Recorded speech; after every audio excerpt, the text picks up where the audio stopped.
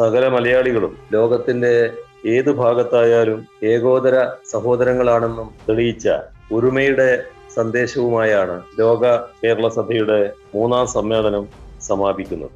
കേരളത്തിന്റെ സർവ്വതോന്മുഖമായ ഉയർച്ചയ്ക്കും അഭിവൃദ്ധിക്കും വേണ്ടി ലോകത്താകെയുള്ള മലയാളികൾ അവരുടെ പ്രതിനിധികളിലൂടെ സ്വയം പുനരർപ്പിക്കുന്ന മഹത്വമാർന്ന സന്ദർഭങ്ങൾക്കാണ് ഈ സമ്മേളനം സാക്ഷ്യം വഹിച്ചത്. വികസന നയരൂപീകരണങ്ങളിൽ പ്രവാസി മലയാളികൾക്ക് നിർണായകമായ പങ്കുണ്ട് എന്ന് വന്നു. അവരുടെ പണത്തിന് മാത്രമല്ല, പ്രതിഭക്കും നൈപുണ്യത്തിനും ഇവിടെ പ്രസക്തിയുണ്ട് എന്ന് വന്നു. കേരളം പ്രവാസി സമൂഹത്തെയും പ്രവാസി സമൂഹം കേരളത്തെയും നെഞ്ചോട് ചേർത്ത് പിടിക്കുന്ന അവസ്ഥയുണ്ടായി. അർഹമായ നിലയിൽ പരിഗണിക്കപ്പെടാതെ ഇരുന്നിരുന്ന ലോക മലയാളി സമൂഹത്തിനായി ലോകത്താദ്യമായി ഒരു വിശ്വ ജനാധിപത്യ പ്രതിനിധി സഭാവേദി ഉണ്ടായി. ഇത് പ്രവാസി സമൂഹത്തിലും അവരെ ഓരോ ഘട്ടത്തിലും പ്രത്യാശയോടെ ഉറ്റുനോക്കുന്ന കേരളീയ സമൂഹത്തിലും പുതിയ ഒരു ചൈതന്യം പറഞ്ഞു.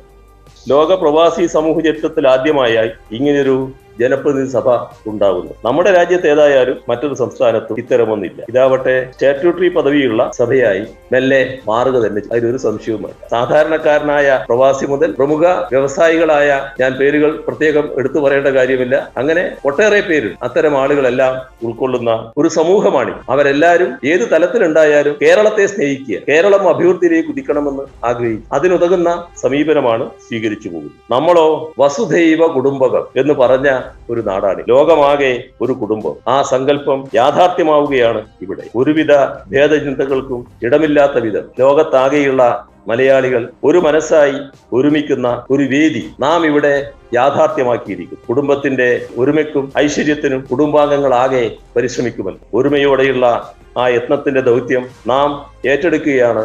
3ാം സമ്മേളനത്തിന്റെ പരിസമാപ്തിയോടെ നമ്മൾ വിജയത്തിലേക്ക് തന്നെയാണ് നമ്മുടെ യാത്ര. അതിന്റെ സ്ഥിരീകരണമാവും 4ാം സമ്മേളനത്തിൽ കാണുക എന്ന പ്രത്യാശ പങ്കുവെച്ചുകൊണ്ട് ഉപസംഹരിക്കട്ടെ. നിങ്ങൾക്ക് സ്നേഹാഭിവാദം.